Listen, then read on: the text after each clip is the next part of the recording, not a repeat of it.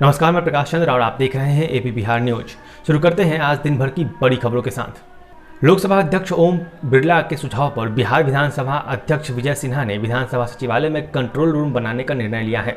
उन्होंने विधायकों से भी आग्रह किया है कि वे अपने अपने क्षेत्र में कंट्रोल रूम स्थापित करें। उन्होंने संक्रमण को रोकने के लिए राज्य सरकार द्वारा किए जा रहे कार्यों की चर्चा की है। उन्होंने कहा है कि प्रयास करना चाहिए कि दवा एवं ऑक्सीजन सिलेंडर की कोई कमी न हो। बिहार में कोविड संक्रमण के दूसरे लहर की स्थिति विस्फोटक होती जा रही है। हर दिन नए संक्रमितों का रिकॉर्ड ध्वस्त हो रहा है। एक साल में पहली बार संक्रमितों का आंकड़ा 4 अंक को पार कर 5 अंकों में पहुंच गया। मंगलवार को कुल 1,06,156 टेस्ट किए गए, जिसमें से कुल एक दिन में 10,455 संक्रमित मरीज मिले। इसके साथ ही कोविड के सक्रिय मामले की संख्या 56,000 से ज़्यादा हो गई है। पिछले 24 घंटे में 51 लोगों की मौत भी हो गई है। विगत एक वर्ष में कोरोना संक्रमण की वजह से 1841 लोग अपनी जान गंवा चुके हैं। ग्रामीण इलाके में सरकार सभी परिवारों को 6 मास्क देगी। मास्क का वितरण संबंधित पंचायत सचिव एवं कार्यपालक सहायक द्वारा घर घर जाकर किया जाएगा। पंचायती राज विभाग के अपर प्रमुख सचिव अमृत लाल मीणा ने मंगलवार को इस आशय की जानकारी दी। प्रत्येक मास्क की कीमत जीएसटी सहित 15 रुपये से अधिक नहीं होगी। मास्क की कीमत को न्यूनतम रखा जाएगा। ग्राम पंचायतों के पास उपलब्ध 15वें वित्त आयोग के अनाबद्ध अनुदान मद की राशि मास्क की खरीद के लिए दी जाएगी। एक परिवार में अधिकतम 100 रुपये के मास्क ही दिए जाएंगे। कोरोना की भयावह स्थिति और उसके दूसरे लहर के कारण बैंक कर्मियों में दहशत और उसके मद्देनजर all India bank officers association, Bihar राज्य कमेटी और BPBEA ने बिहार सरकार और LBC के अनुरोध किया है कि बैंकिंग कार्यालय में 10 से 4 बजे तक के बजाय 10 से अपराह्न 3 बजे तक ही उसका कार्यालय रखा जाए और 50% स्टाफ को रोटेशन के आधार पर शाखा संचालन में भाग लेने दिया जाए। लोगों को घर से काम करने की अनुमति दी जाए। इस मांग को SLBC ने स्वीकार कर मंगलवार को सार्वजनिक सूचना जारी कर दी है। अब रुक करते हैं देश की बड़ी खबरों की ओर। कोरोना के कहर के बीच महाराष्ट्र से बेहद दुखद खबर सामने आई है। महाराष्ट्र के नासिक के जाकिर हुसैन नगर पालिका अस्पताल में ऑक्सीजन लीक होने से हड़कंप मच गया।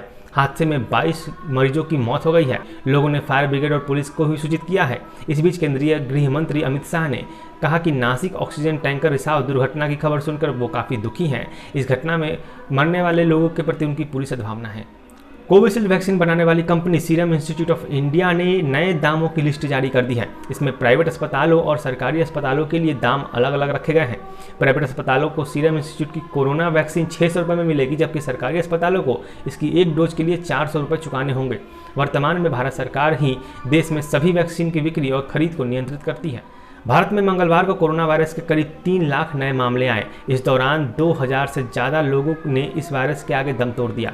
देश में हर दिन बढ़ते मामलों के बीच अभी तक डबल म्यूटेशन वाले वेरिएंट के जिम्मेदार बताया जा रहा था। हालांकि अब तक एक और चुनौती देखने को सामने आ रही है, वह है कोरोना वायरस का ट्रिपल म्यूटेशन। ऐसा माना जा रहा है कि भारत में कोरोना के ट्रिपल म्यूटेशन वाले वेरिएंट ने दस्तक दे दी है, जो कि और भी ज़्यादा खतरनाक है।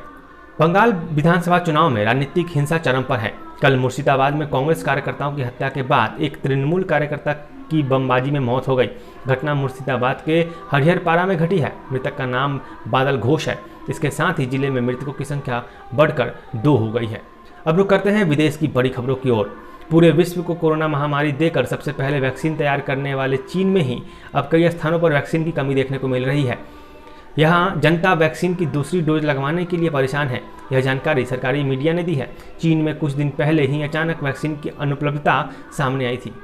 कोरोना के बढ़ते मामलों के बीच भारत के दूतावास में काठमांडू ने कहा है कि भारतीय नागरिक जो भारतीय पासपोर्ट से भारत से नेपाल में हवाई यात्रा करते हैं, उन्हें तीसरे देशों की यात्रा के लिए 22 अप्रैल 2021 से 19 जून 2021 तक के दौरान अनापत्ति प्रमाण पत्र यानी NOC की आवश्यकता नहीं होगी।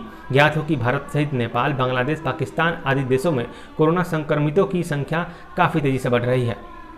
तो दोस्तों, इस तरह की तमाम खबरों से जुड़े रहने के लिए एबी बिहार न्यूज़ के फेसबुक पेज को लाइक करें, हमारे यूट्यूब चैनल को सब्सक्राइब करें और इस वीडियो को ज़्यादा से ज़्यादा शेयर करें।